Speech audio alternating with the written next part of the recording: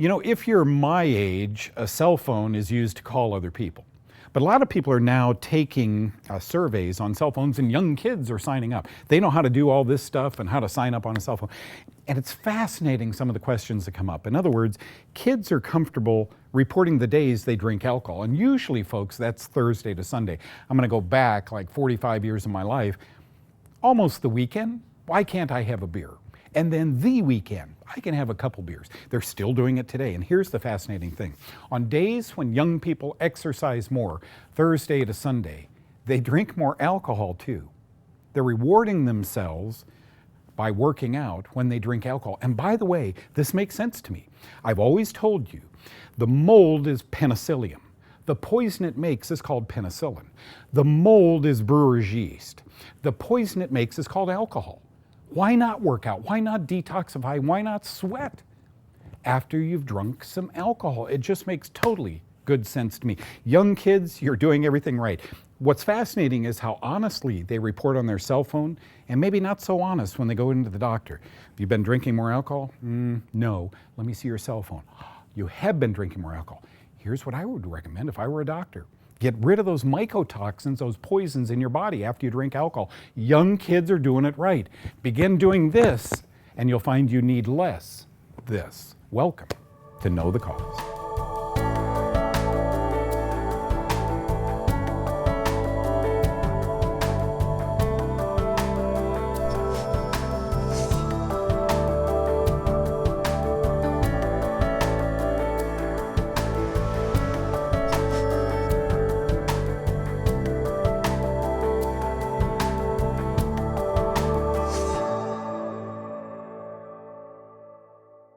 Look at that, the Fun Gazette. This is a segment where we bring up what's topical, stuff in the news right now. What did my teachers in elementary school, current events? Current events. We talk about. Yeah, Kyle is joining me and Kristen is joining me. Thank you both very much for coming in. Thank you, by the way, for all the clinical work that you guys did, working with doctors, patients, helping point them in the direction of good health through diet and supplementation. Easy. And so what a jump off on this article. I pulled this, 2-3 months ago. Patients must be part in their own health. Okay, you and I are saying, duh. But for years, folks, doctors have been saying, you can't say diagnosis, you can't say cure, you're not responsible for your own health, this is a pill deficiency that we're treating you for, and we're the bosses, right? You come see us when you're sick and we're gonna get you better. Now, the stats aren't good in medicine. And now this headline. This week we take a look at new recommendations by a task force on performance measures that suggest patients should share in the responsibility for their own health outcomes. Yeah, I agree with what you just said about the fact that our entire lives, at least since I've been born, it is the doctor's responsibility and you have nothing to do with it. Now, with them getting not very great results, well, you haven't been participating in your health. Of course, we're not going to tell you how to eat, or if we do, it's going to be one of those dietitian diets. I'm sorry, I'm so low. Yeah. That's just me. I'm personally not a fan of a lot of the American dietetics versions of how to eat, but that's just me.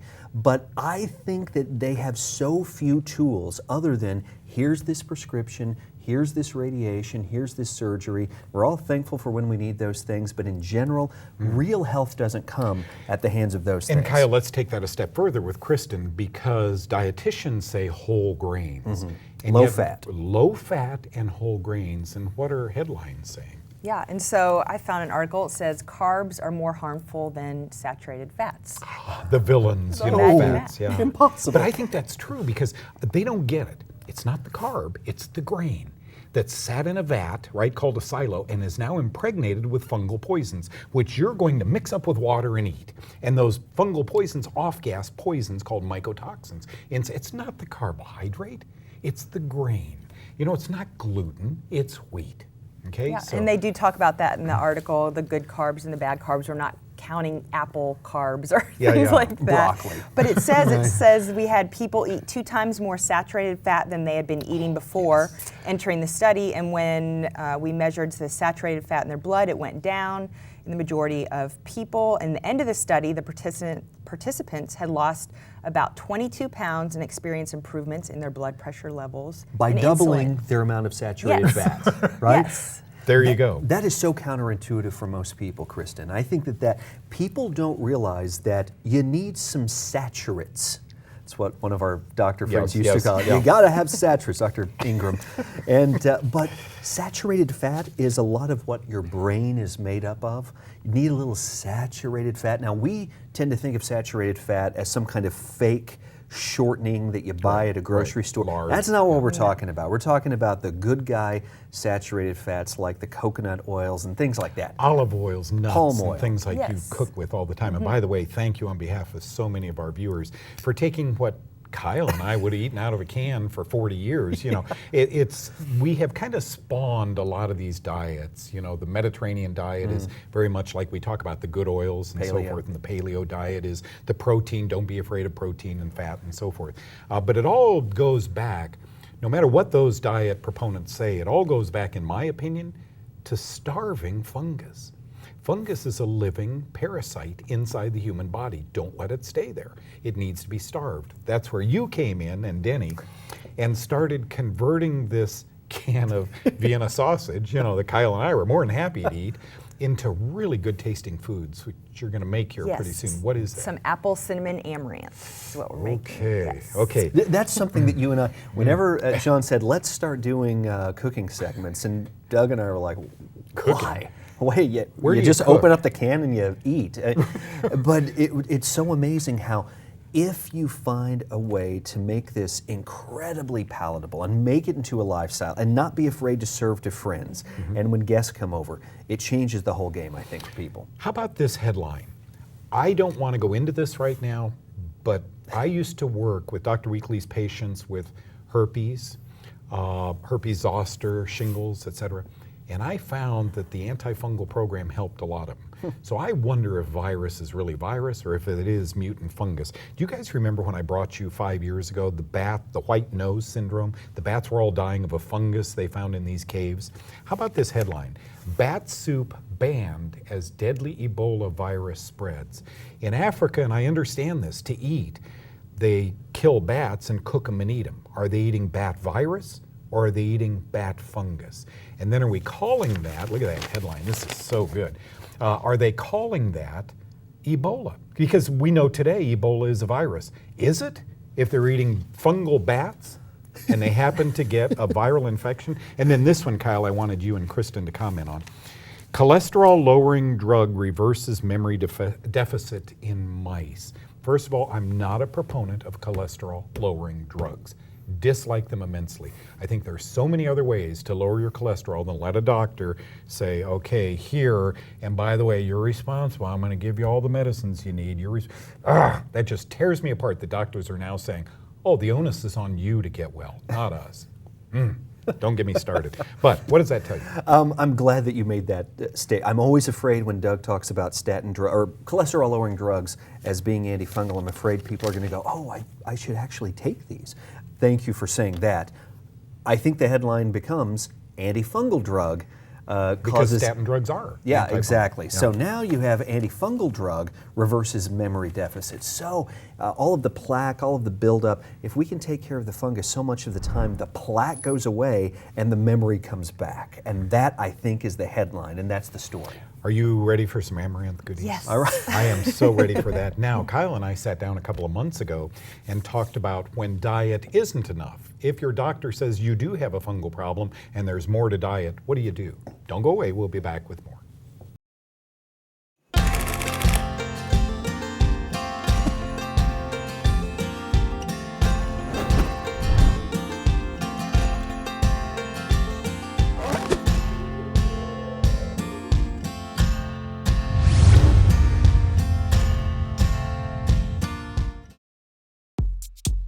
I was having a lot of irregular heartbeat. I'd been in the emergency room Thanksgiving morning is the last time. Through pursuing natural things, Dr. Dieterle is my physician, and he referred me to Dawn, said I should see her, and she got me started on the diet here about a month and a half ago. And I was also having some problems with ulcerative colitis, and I've been off my medication for that now for about a month. I don't think I've goofed up on the diet yet. I'm pretty strict with it. Pretty easy to try, and it doesn't have the side effects of drugs. I've been down some of the roads with drugs in the past, and it's hard to put my finger on it, but I always just figured that there was some way of fixing this without, drugs or surgery, and it sure. Well, my blood pressure, I have to attribute that to the diet too. 2 weeks ago it was 104 over 60. And last week it was 110 over 70. And I'd been running usually in the mid to upper 140s over 85 to 90.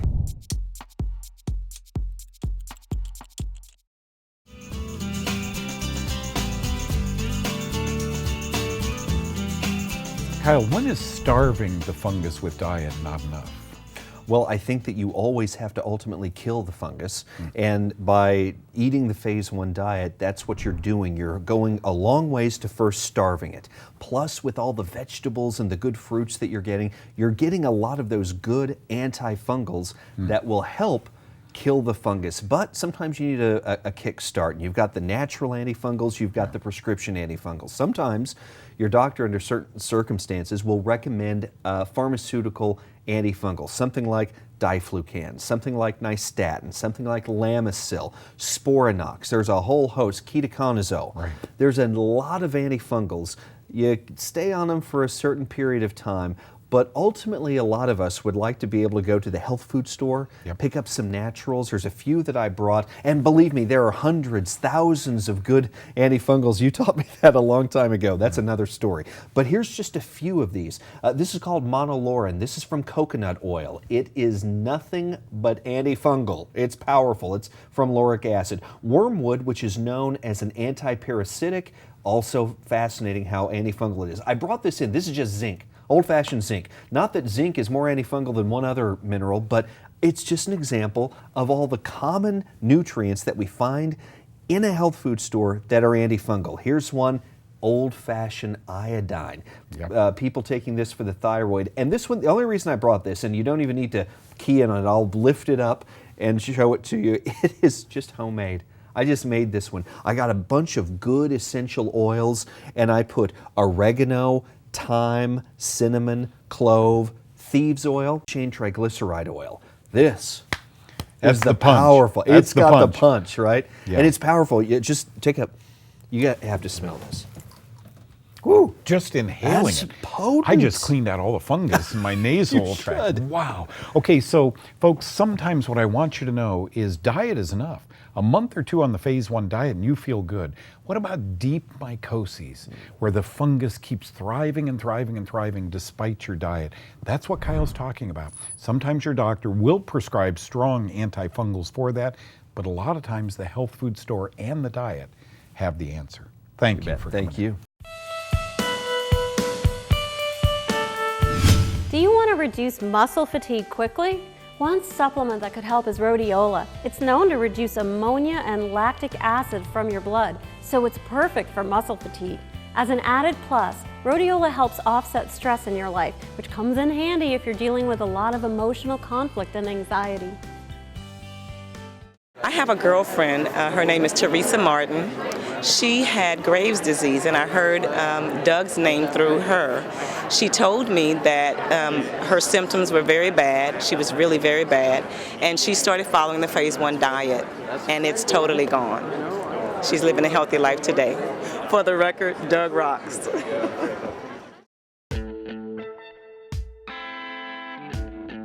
I was helping my eldest daughter with her biology homework recently. Her assignment was on the rapidly escalating problem of antibiotic resistance and the growing realization we need to start reusing more natural antimicrobials.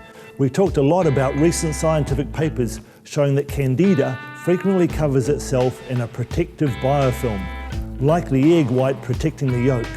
All antimicrobial campaigns now should involve natural ways to decrease biofilms.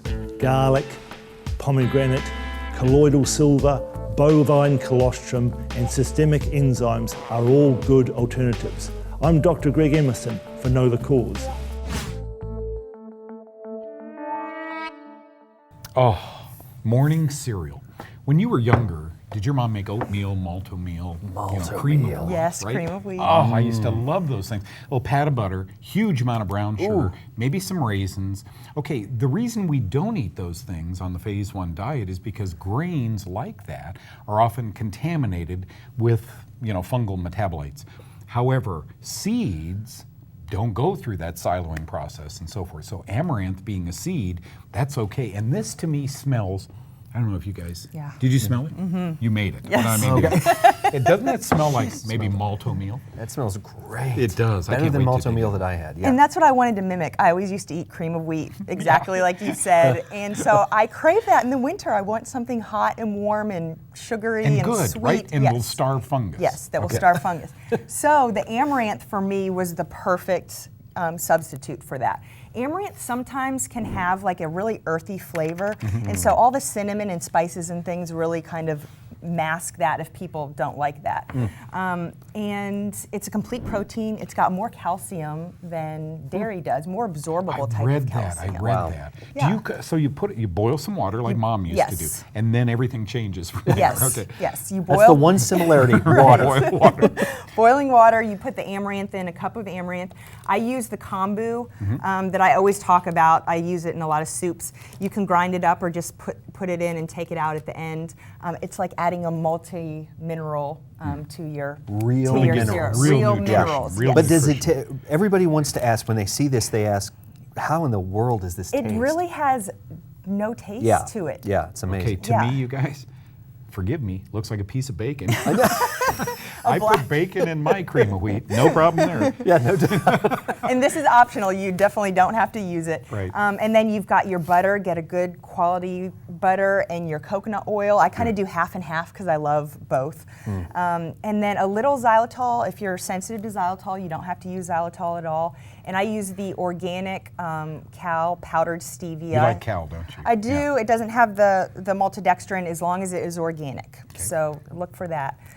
And then the cinnamon, which has lots of good antifungal properties that we love. And your vanilla extract that adds a wonderful flavor. And then optional if you want to dice up some apples, some green apples, or some walnuts or pecans or something like that. And you've got a great... Hey, let's go back to cinnamon. You know, it's so fascinating, Kyle, to learn about herbs and spices. Always work with your doctor, tell your doctor this, but if you have diabetes, some of these things are so good at stabilizing blood sugar. And yet, once again, as we open the show, the doctor is going to say, take these medicines, but be responsible for your health. Teach your doctor about some of these things. But you can't patent cinnamon. Yeah, and so right. that's why, even though there's human studies done with this as being a great blood sugar management spice, you're never able to talk about it like that because, well, it can't be patented and we can't turn it into a drug. And so that's why I love when food becomes our medicine. Aren't there doctors now who are getting it? I mean, there have to be doctors who hope so. graduated from medical school, and that became their start date. And I'm sorry, Amaranth is sitting here waiting. I was going to say, let's eat it. So I was going to say you can make up a big batch of this for the week and keep it in the refrigerator. It is good cold. You can heat it up in the mornings as well. It's good for a snack or a dessert, and you can play around with the nuts or the fruit. And that This My is, gosh, your children will absolutely love this. I mean, this not only looks good, it tastes delicious. Kristen, once again, you take what people thought 40 years ago was my mundane diet, and you've given it flavor and given it good nutrition. Thank you so much. And thank you for eating it, Kyle.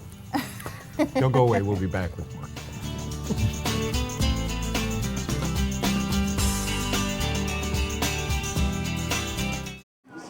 In the beginning of October of 2012, I was diagnosed with neuroendocrine carcinoma.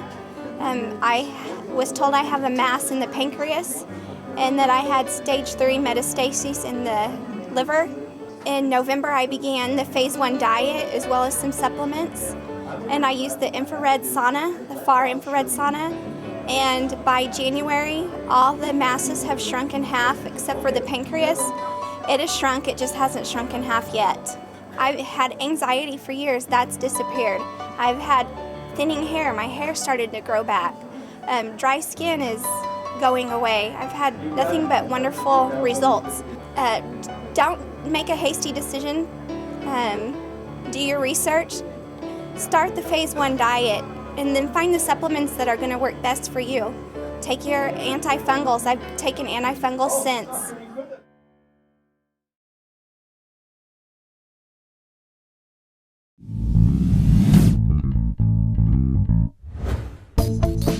So what are my top 3 tips for beautiful skin? Number 1, cut out the sugar. Sugar helps, or actually makes you get wrinkles and deteriorates your skin faster than anything else. You are what you eat, so putting in good fruits and vegetables, the phase 1 diet will give you beautiful skin. Coconut oil is my favorite go-to. I use it as my moisturizing lotion all over my body and my face. It actually has smaller molecules, so it penetrates deep into the skin and really helps to repair it, unlike most lotions and moisturizers just kind of sit on top of the skin. And water, you can't get any better than just lots of water. Lemon and water just helps to flush the body out. So coconut oil, stay away from the sugar, eat really good, healthy whole foods. The phase 1 diet and water is perfect for healthy skin.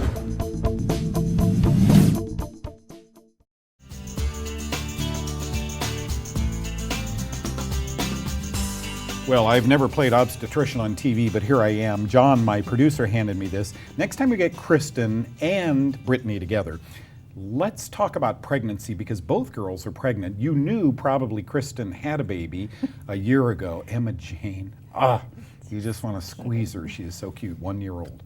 And you now have a 4-month-old child. In 5 months, you'll have another child. Yes. And Brittany has Cove. What a beautiful name. Cove, a little girl, 5 months inside her, so in 4 months you'll have a child. Obstetricians, I want to know, based on 30 some odd years ago when I had children, what do obstetricians say as far as exercise, diet, etc.? My doctor told me to, just continue with your normal activities. If you were exercising before, continue to exercise. Don't try to change it up, just continue with how you were. Okay. And always, try to eat clean. Right. Don't do the squats with 100-pound weights. No, and nothing so forth. too strenuous. Yeah, just stay out of that. Okay, and I'm so excited for you because Mark worked here in our studio, and we just love you and Mark. Talented couple, so I'm really excited. And I love that name, Cove. Thank Isn't that you. pretty? So Isn't that gorgeous. Pretty? You don't know yet if you have a girl or boy. Nope, we don't know. You'll know pretty soon, but what did your doctor say? So same as Brittany, we're working with a midwife, and so she said to continue doing what we're normally doing. Since I'm having 2 babies so close together, she did say I'm in the gym lifting weights, which is fine, but I need to watch the certain types that I'm doing just to keep my pelvic floor very strong. Right. It's girl stuff, but right, exactly. But it's okay because most of the viewers are girls, I know. So it makes it perfectly okay. I want to know about any mention. There was an excellent paper that came out a short time ago about a mycotoxin. I'm Doug Kaufman. A mycotoxin inducing infertility, causing infertility. None of these studies come out on humans, right? They all come out on swine and on cows and horses. But here's what we know. When these horses and cows get into these poisonous fungi that make these poisonous mycotoxins, they become infertile. So they can't reproduce, which is kind of interesting, and yet that doesn't seem to transcend over to the human field. You, for example, Kristen, for 7-8 years, this has been the love of your life, studying fungus, helping people with fungus, and even through infertility problems with it. Do doctors mention anything about that? No, I've worked with a lot of women that have, been told they can't have children or they haven't been able to get pregnant, and they've gotten on phase 1 and they have gotten pregnant. So be careful. I do not want at my front doorstep all these little baskets, right? I think infertility, you can kind of see it physiologically, the clamping down maybe on the uterus, the swelling and so forth. So the sperm, can't do what they're supposed to do or what they often do. Was Cove planned?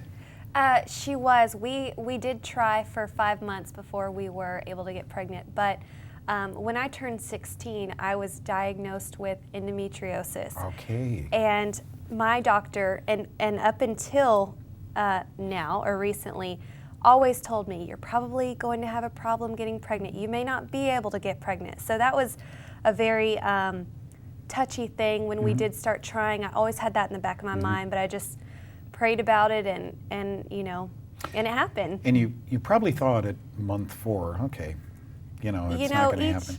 Yeah. What does that do to your heart as a woman, newly married woman, that, you know, wants a family? Are you thinking at that point, okay, maybe that's not the plan for me? Are you thinking adoption?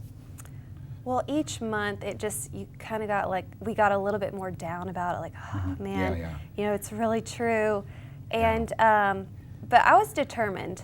Yeah. I mean, I just knew, I knew it would happen. And so, You mentioned a birthing center. Did you not go to a hospital for the child? We didn't, but you know, I think it's every woman just knows in their spirit whether they should be going to a hospital or where they feel more comfortable. Wherever a woman feels more comfortable is where they're going to have the best birth. Because when you're calm, 90% of a birth is your mind and your calmness and your positiveness. So I think that's really important for women to remember, is just to stay positive.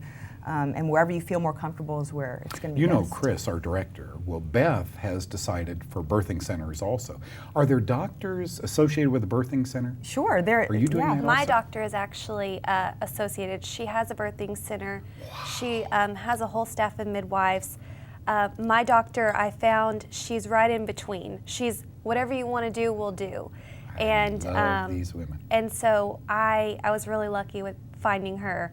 And so, I mean, it really just comes down to whatever you want to do, hospital or birthing center. I'm there for both. You know, so. this boils down to the opening of the show where I got a little angry about doctors saying, you know, you're on your own, kids, but in fact, letting you choose like that is a great, great thing. Thank you both for coming in and sharing this information. And the take-home message here is fungus can cause infertility. Think about that. No fungal problems here. Thank you both.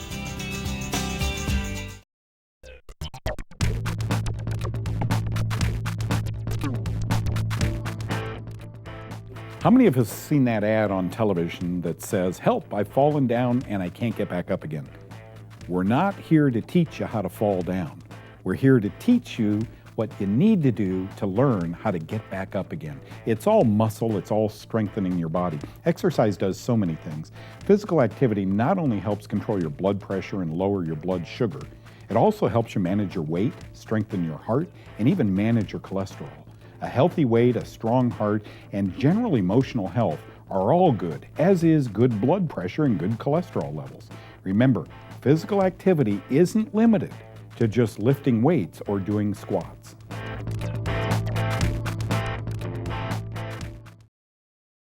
Wow. How'd you feel about that? That was a good day. That was wonderful. By the way, I couldn't quit with 5 minutes with Brittany and Kristen, and we did an after the show segment where I talked about morning sickness. Did you really fall off and crave a hamburger or a drink or something? Their answers are spectacular, and they're on knowthecause.com.